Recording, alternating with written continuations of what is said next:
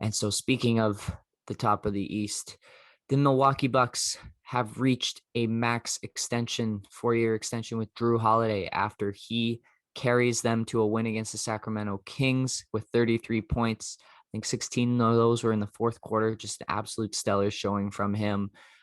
Without Giannis in the lineup, he takes over. He's such a big part of their playoff plans and what they hope to do over the next couple of years with Giannis coming into the prime of his career. And so they max him. He's locked in. He'll be a Buck for the next 4 years.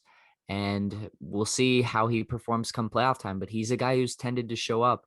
Was a really big part of that series where the Pelicans 8 or 7 seed, and they come in and they just beat up on the Portland Trailblazers. And he just stifles Damian Lillard and scoring on the other side. And yeah, so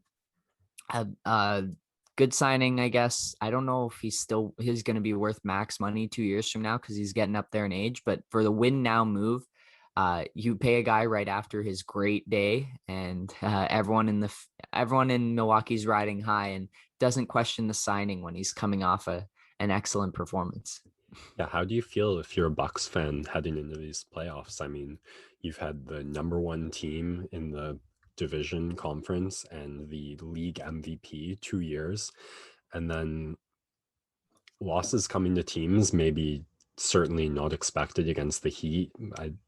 Maybe a little less surprising against the Raptors, but you can write those off, or can you write those off as losses against teams just playing way above their level at the playoffs and it just being a matter of time before there isn't one of those teams in the playoffs? Do you feel more optimistic with this kind of big three they have locked up at the cost of maybe a little less depth? How optimistic, pessimistic do you think the Bucks fans are right now? Yeah, I would first go into, it's kind of a mini comparison to the Raptors teams that we knew and loved so much, with the Kyle and DeMar era getting to the conference finals and coming up short to those LeBron Cavaliers. And finally you make the adjustments to the team and it LeBron ends up being leaves. yeah, well, yes, LeBron also leaves, but it's eventually you change the team and you spend a little bit more time figuring things out in the regular season rather than just killing teams, so that your team is ready and raring to go come playoff time. And that feels a little bit like what Milwaukee's doing. They're tinkering a little bit more with Chris Middleton and Jrue Holliday running pick and roll with Giannis screening, or you have Giannis operating a low post, or you have just different defensive styles, a little bit more switching as opposed to just sitting Brooke Lopez deep on all your pick and rolls. It's a team that's trying to figure out what identity it wants to be come playoff time. I still worry about what Budenholzer is going to bring to the table because he just hasn't had that same level of playoff success that he's had in the regular season. But if you're a Milwaukee fan, you got to be excited because even though Brooklyn is a team to beat, right? And no one really has a matchup for them, you can at least score with them because you know that no one on that team can guard Giannis. No one on that team can guard Chris Middleton. No one on that team can guard Jrue Holliday. But you maybe think that you have a little bit more of that defensive punch to give to Brooklyn, where you can throw Chris Middleton or Jrue Holliday or Dante DiVincenzo at a number of those guards that Brooklyn offers. I think PJ Tucker has no foot speed anymore. The only guy that he would see him be guarding at any point would be Kevin Durant. If you put him on Harden or Kyrie, he's just going to get cooked. So you could see PJ Tucker even operating as like the small ball five on a Blake Griffin, on a LaMarcus Aldridge, on a DeAndre Jordan or Jeff Green. And then you might have Giannis take that Kevin Durant matchup for quite a bit of the series. Because if there's anyone who could somehow slow down KD, like no one can stop him, it would be a guy built like Giannis, right? They're built very similarly. And so that's a team. If you're Milwaukee, you actually don't mind the matchup against Brooklyn. I worry about Philadelphia for them because no one in the East has a person who can match up against Embiid. I don't even know if anyone in the league has a center who can match up against Embiid, just with how brutally dominating he is when he wants to be. It's just about, will we get that level of Embiid? And additionally, just like the Sixers defense is the real deal. They have the best defense in the Eastern Conference. You saw it when Embiid was out for a couple weeks. They still were far and away the best defense in the league. Ben Simmons guards anyone 1 through 5, it feels like, and a bunch of other guys who contribute. And so this Sixers team, honestly, I feel like is a worse matchup for Milwaukee at this point, and that might be the team that you see in the second round if it's a 2-3 matchup, and Brooklyn takes that 1 seed. So if you're a Milwaukee fan, you got to be excited because you have a third guy now who can provide you that late game scoring that you don't just have to rely on Giannis pulling threes because you never want to see that. And that's what Jrue Holliday can do. He's a guy who shows up in big games. The worry you have right now is making sure your entire team is fresh going into the playoffs and that you don't fall out of that top 3 seed spot, because I think Miami's trying to make a little bit of a run up into that top 4, but this team was really missing the mental toughness. That's why they lost 4 straight to Toronto. That's why Miami just alpha dogged them last year. They're missing a little bit of that mental toughness.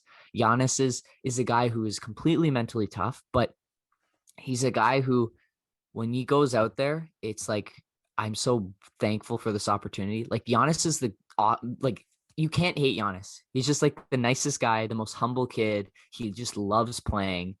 And when he loses, obviously it sucks, but he's also like, I'm just happy that I'm alive and that I'm here playing.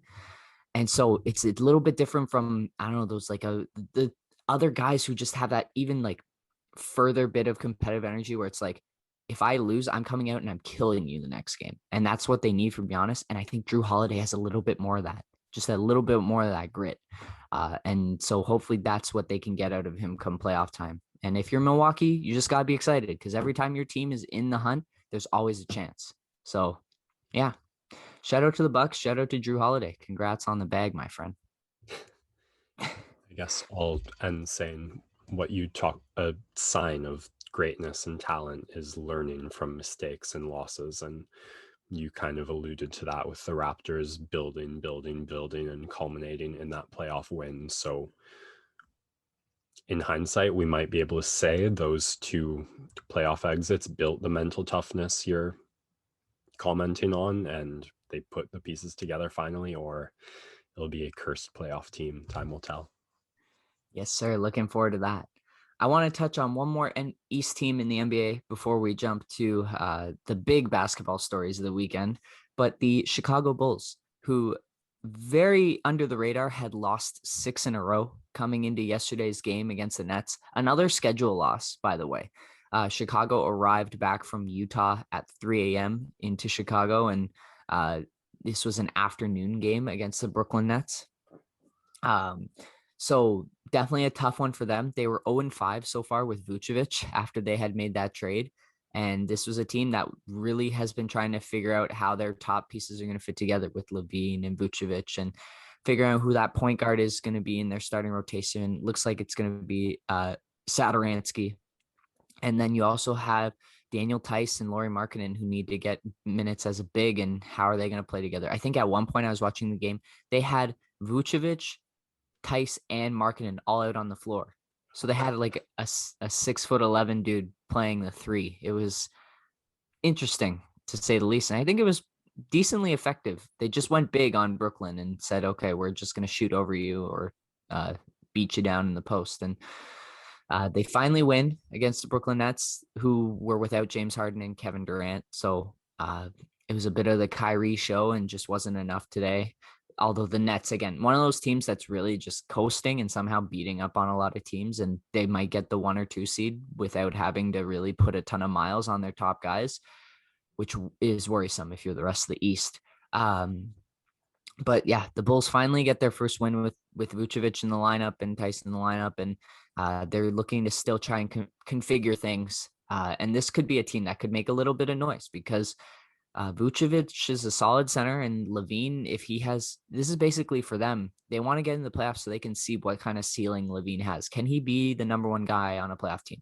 My gut says no, but he has taken steps every season to improve his game and has been really remarkable this season as he got his first All-Star appearance. So looking forward to continue to follow the Bulls and see what they do in their run towards a play-in seed and maybe jumping into that 6 or 5 seed, because all the like 4 through 10 in the East is still very compact. So looking to see how that shapes out.